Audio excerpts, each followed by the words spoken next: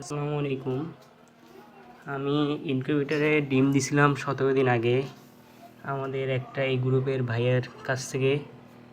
এখন এগুলো ফুটতেছে। এগুলো আমার ভুলের কারণে এরকম হয়েছে। এগুলো না আরেকটা দিন পরে ফুটতো, কিন্তু আমি খুঁটে দিতে যাই, ক্ষতি হয়েছে আমার। এগুলো একটু ইনকিউবেটর মেশিনে আরও কিছুক্ষণ রাখতে হবে।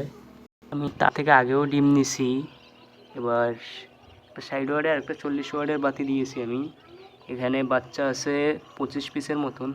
40 পিস ডিম নিয়েছিলাম, তার ভিতর থেকে 3 পিস আপনার ব্রণ ছিল না, 3 পিসে, অর্থাৎ বাবা বলি আমরা। আর বাকিগুলো ইনশাল্লাহ সবগুলো বাচ্চা হয়েছে। আর আমি 37টার ভিতর 33টা পেয়েছি। বাকি 3টা আমার কারেন্ট গেছিলো মাঝখানে একদিন, প্রায় 6-7 ঘন্টা আসে নাই, এই কারণে হয়তো বা 3-4টা ডিম মারা গিয়েছে আমার।